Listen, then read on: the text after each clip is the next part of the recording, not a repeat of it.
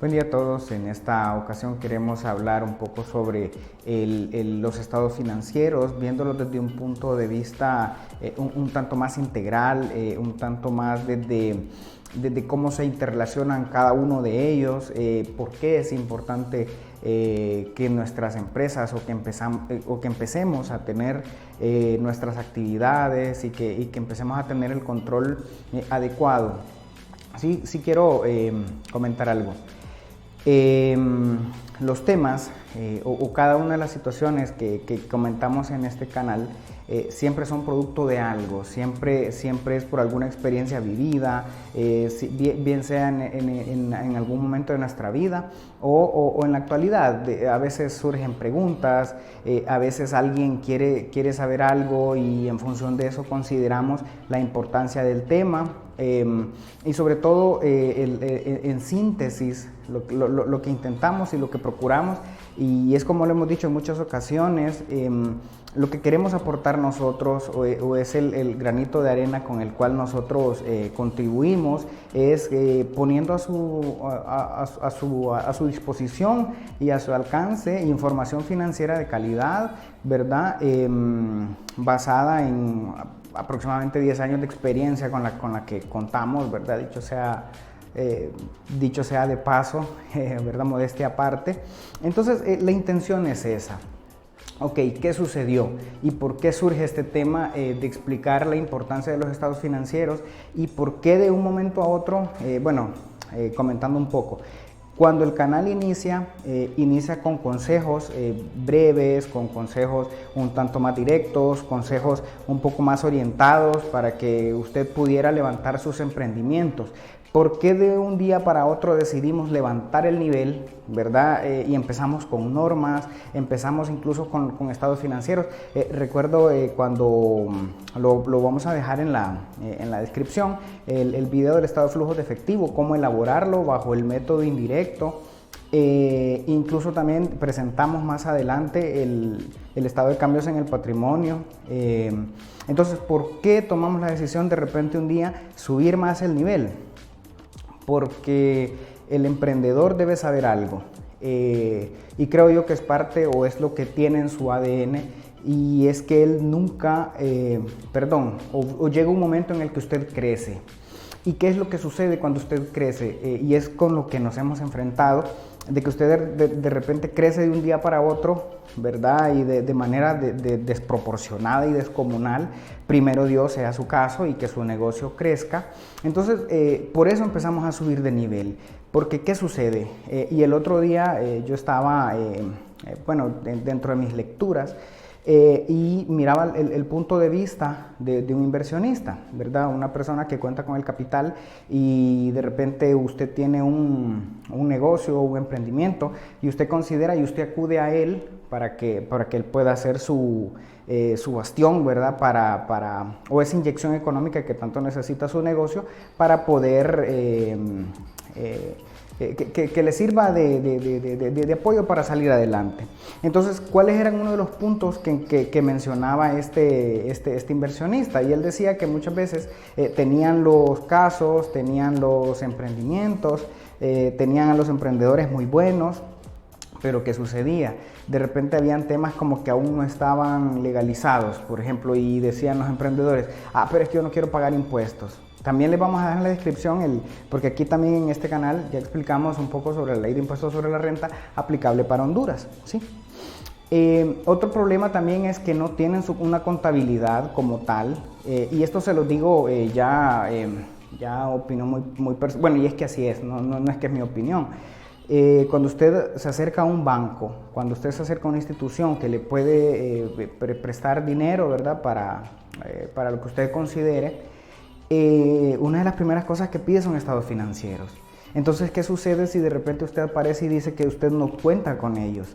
Entonces, me tomé este tiempo para poder explicar esto porque sí me parece muy importante y sí creo yo que estos temas sí los tenemos que tener muy en cuenta porque como lo digo, o sea, es cierto, a lo mejor no vamos a aplicar NIF desde que comenzamos o desde que tenemos el negocio en una etapa temprana. Sin embargo, es importante que estos temas ya los tengamos en el radar, porque si no de repente crecemos, como lo digo, de manera desproporcionada y es ahí donde no hayamos qué hacer o para dónde agarrar, como decimos en el argot popular, ¿verdad? Entonces, la importancia es esa. Ok, vamos a empezar hablando y una de las preguntas, bueno, creo que terminé la idea de lo que me decía mi amigo, que decía que, bueno, un caso de un amigo que él me decía, que a lo mejor ya hay temas que son demasiado técnicos, ¿verdad? Y que él consideraba que a lo mejor a él no le aplicaban porque el negocio que él tiene o su emprendimiento aún no va a requerir aplicar el estado de cambios en el patrimonio. Sin embargo, es importante que sepa que desde que usted tiene una inversión inicial, el estado de cambios en el patrimonio o sea, tal vez va a ser más pequeño, pero el estado de cambios en el patrimonio lo que le resume, bueno, vamos a ir entrando en materia, el estado de cambios en el patrimonio lo que le resume es la inversión inicial que usted hace, ¿verdad? Y cuáles son los resultados que esta inversión a usted le va generando.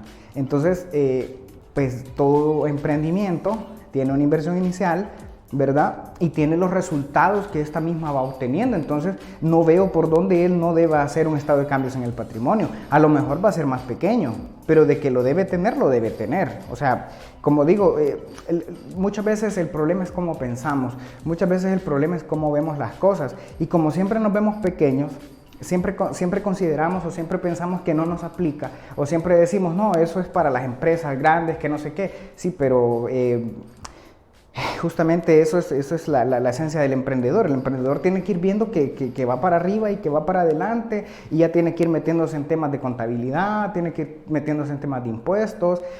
Entonces, bueno, ok, siguiendo la idea de lo que me decía mi amigo, de que a lo mejor estos temas los miraba muy técnicos, sin embargo, sí creo que la esencia radica en cómo nos vamos viendo, ¿verdad? En que nosotros tenemos que ir pensando en que nuestro negocio de repente ya va a necesitar todo este tipo de cosas, todo este tipo de análisis, o incluso como mirábamos en videos anteriores, el ciclo de conversión del efectivo, eso es importantísimo. Usted como emprendedor, bueno, a lo mejor me va a decir, yo no tengo cuentas por cobrar, todo es en efectivo.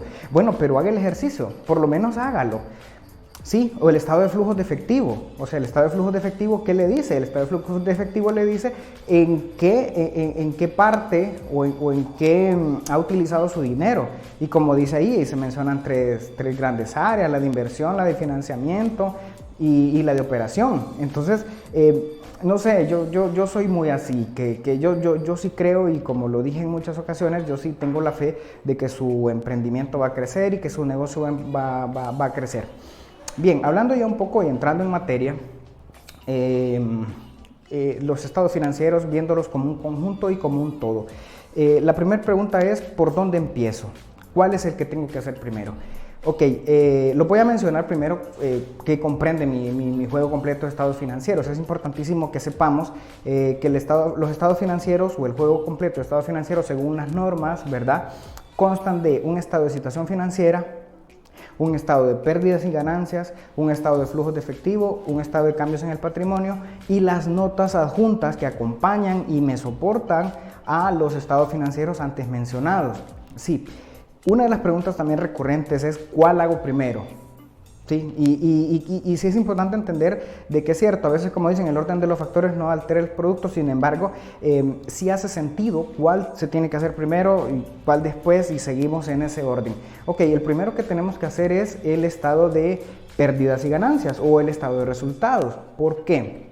¿O cuál es la importancia? Lo voy a ir haciendo así, menciono cuál va en cuál orden, cuál es la importancia y cuáles son incluso los elementos que pasan de uno a otro, ¿sí? Entonces, ok, hablando del estado de pérdidas y ganancias, ok, el estado de pérdidas y ganancias lo que nos da es o nos resume la operación tal cual.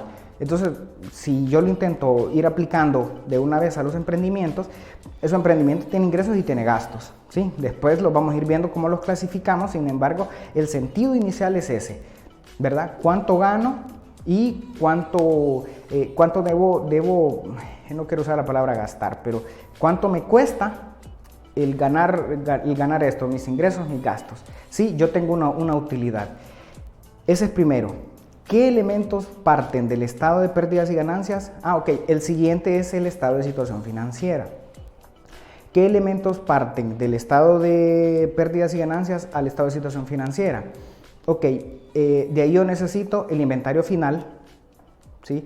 Que pueden ir al video del ciclo de conversión del efectivo. Ahí enseñamos cómo se determina el costo de ventas, ¿verdad? Igual lo puedo mencionar sin ningún problema. Yo tengo un inventario inicial, a este yo le debo sumar las compras del periodo, este me da la mercadería disponible para la venta. Si a este yo le resto el inventario final, y este inventario final es el que yo me llevo al estado de situación financiera, ¿sí? Entonces, cuando yo le resto a la mercadería disponible el inventario final, yo ahí tengo el costo de ventas. Ok. ¿Qué otro elemento necesito yo para mi estado de situación financiera? Necesito también la utilidad del periodo y el cálculo del impuesto sobre la renta que determinamos. Estos pasan al estado de situación financiera. Hablemos un poco del estado de situación financiera. El estado de situación financiera no es más que el resumen o se divide, siempre me gusta sintetizarlo y hacerlo ver en términos más prácticos. Acá básicamente lo que tenemos es, bueno, valga el juego de palabras, lo que tenemos, lo que debemos y qué necesitamos. O sea, ya hago así el orden, arriba el activo, el pasivo y el patrimonio. Sí, cómo se interrelacionan entre sí, ¿verdad? Yo debo obtener la paridad entre el activo, debe ser igual a mi pasivo y a mi patrimonio. En mi patrimonio tengo, tal como lo dije, ¿verdad? Tengo la inversión con la que yo inicio, tengo también componentes de reservas, que esas ya pues, vienen con temas estatutarios, y tengo también mis utilidades del periodo y mis utilidades, mis reservas acumuladas. Ok, como lo dije, el inventario final, ¿verdad? Yo lo traigo de mi estado de pérdidas y ganancias y ese lo ubico en mi activo circulante, ¿sí? Lo que pasa es que, y quiero hacerlo un poco más dinámico, ¿verdad? Y el sentido es ese: tengo mi activo, mi pasivo, mi patrimonio, y la lógica o el orden sería lo que tengo menos lo que debo, y este debe ser la paridad con lo que me tocó invertir, ¿verdad? O lo que me está dando incluso mi operación como tal, ¿sí? O sea, que ahí estaríamos hablando ya de las reservas y reservas acumuladas. Ok, ¿para qué me sirve mi estado de situación financiera? Me sirve justamente para eso, para darme cuenta cuál es mi posición financiera, ¿sí? ¿A qué puedo entrar?